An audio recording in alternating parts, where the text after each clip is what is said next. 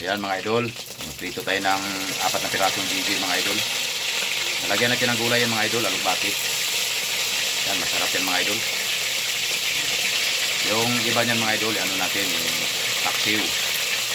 Ayan. Gawin natin dalawang putahe mga idol. Ayan, nalagyan natin ng gulay yan mga idol. Ayan mga idol. Yan yung gulay nga pangsahog natin mga idol, o sariwang mga idol. Napitas ko yan doon sa palengke kanina mga idol. Ayan o. Yan yung lagyan natin ng gulay mga idol, yung GG na yan. Hindi kasama yung ano mga idol, yung siumay na yan. Sausaw natin sa, may ginawa kasi tayong cherry garlic eh. Yan sausaw. Ito na sinabawan natin mga idol, hindi natin hugasan yung kawali mga idol kasi malinis naman yan eh. Yan yung pinagprituhan ng ano, ng galunggong. Dagdag lasa din yan mga idol.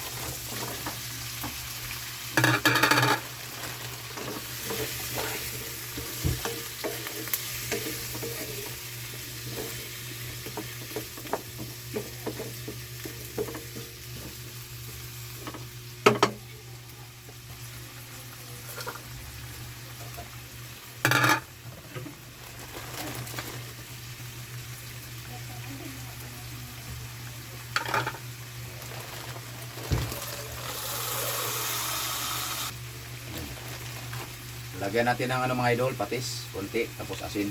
Kasi mas masarap talaga pag may patis eh. Pag kulang, palawapan natin ng konting asin mga idol. Okay mga idol, lagyan natin ng sabaw mga idol.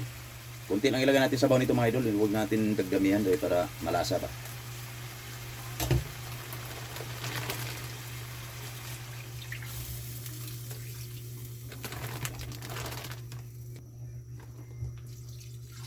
Sinta itong sibuyas.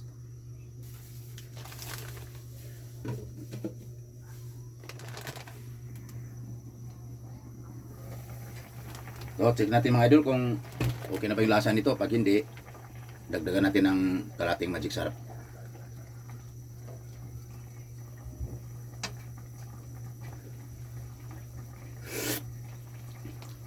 Magic sarap idol, magic sarap. Kalati lang. Okay.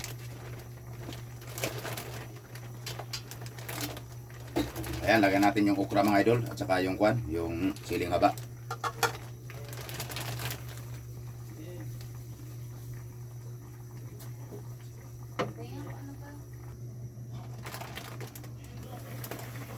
So mga idol, lagyan na natin yung saluyot at saka alugbati mga idol, pagsabayin na natin.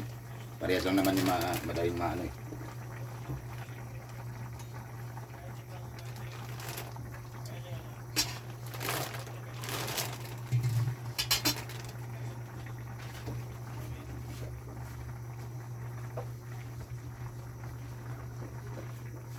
Isa pa?